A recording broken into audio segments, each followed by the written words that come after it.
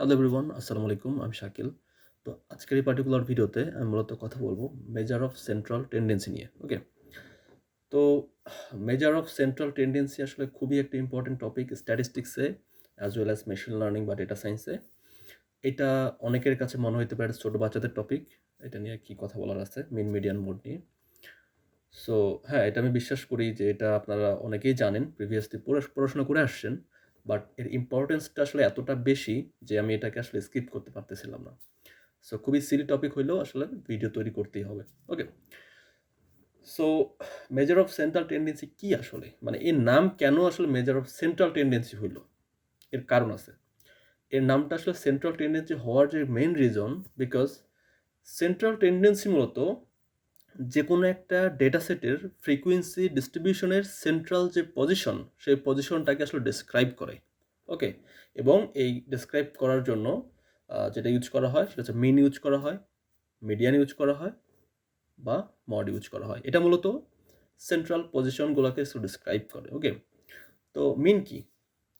মিন হইতেছে average of all data point. ঠিক আছে? এটা আমরা প্রিভিয়াসলি পড়াশোনা করে আসছি, নতুন করে বলার কিছু নাই।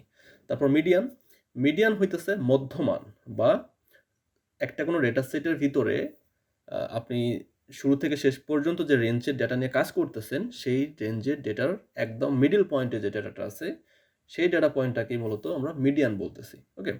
আর মোড হইতেছে মোস্ট ফ্রিকুয়েন্ট আইটেম।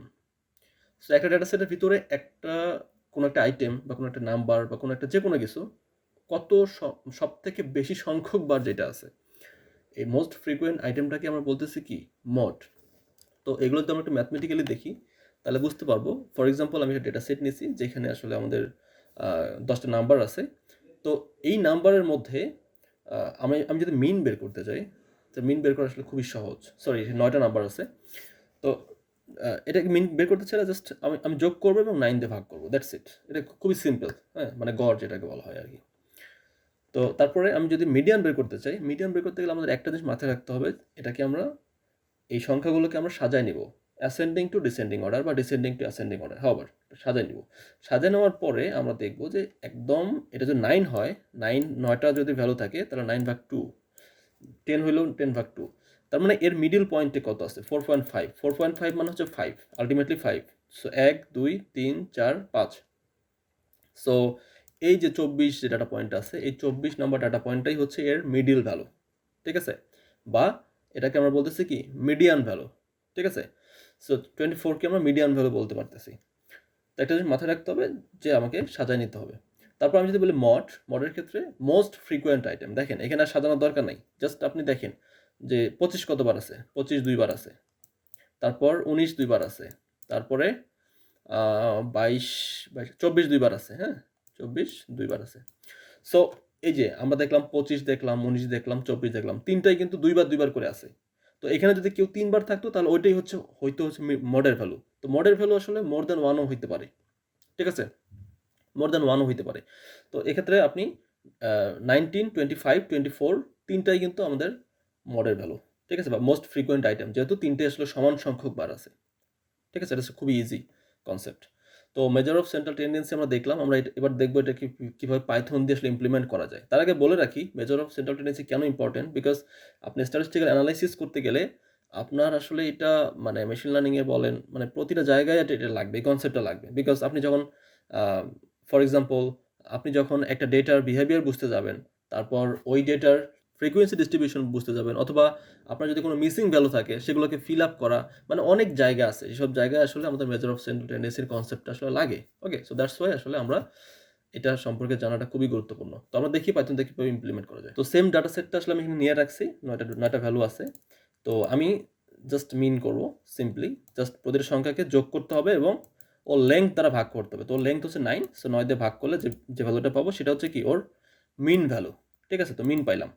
তারপর আমরা যে কথাটা বলছিলাম যে আমরা যদি মিডিয়ান বের করতে চাই তাহলে আমাদের এই ভ্যালুগুলোকে শর্ট করতে হবে। তো শর্ট করার জন্য খুব সহজে শর্টেড ফাংশনটা আমরা ইউজ করতে পারি। তো এর ভিতরে আমরা জাস্ট লিস্টটা যদি বলে দিই তাহলে এই ভ্যালুগুলোকে শর্ট করে ফেলবে। তারপর আমরা কি করব? লেংথ বের করব। সো লেংথ বের করার পরে যে কাজটা করা হয়েছে আসলে মিডিয়ান ভ্যালু বের করা হয়েছে। সো 24 হচ্ছে এর মিডিয়ান ভ্যালু।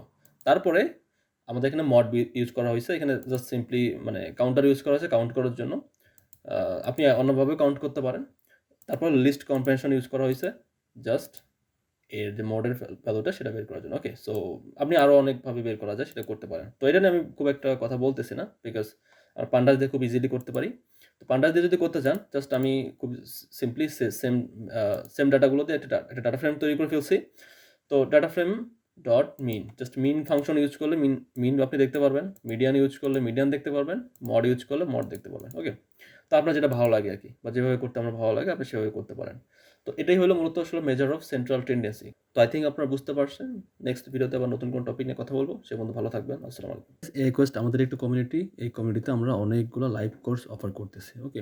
তো বর্তমানে আমাদের যে লাইভ কোর্সগুলা এভেইলেবল আছে তার মধ্যে অন্যতম Python, data analysis, Django, machine learning, deep learning, AWS। ওকে? তো এই যে মেশিন লার্নিং কোর্সটা দেখতেছেন, এই কোর্সটা হচ্ছে পুরাটাই একদম ফান্ডামেন্টাল মেশিন লার্নিং এর যে কনসেপ্ট এবং ডাটা সায়েন্সের কনসেপ্ট সেগুলোর উপর ভিত্তি করে এবং কোর্স ইনস্ট্রাক্টর আমি নিজেই এবং আমাদের যে ডিপ লার্নিং স্পেশালাইজেশন যে কোর্সটা রয়েছে এই কোর্সটা হচ্ছে যে পুরাটাই ডিপ লার্নিং এর এবং এখানে টোটাল ফুল কোর্সে 15টা প্রজেক্ট থাকে। ওকে? তো এই 15টা হ্যান্ডস অন প্রজেক্ট যখন আপনি করবেন তখন আই থিংক আপনার বেসিক থেকে অ্যাডভান্স নলেজগুলো খুব ভালোভাবে ক্লিয়ার হয়ে যাবে। সো গাইজ যদি টাইম পান তাহলে আমাদের মডিউলগুলো একটু ঘুরে দেখবেন। আই থিংক অনেক নতুন টপিক সম্পর্কে জানতে পারবেন। ধন্যবাদ।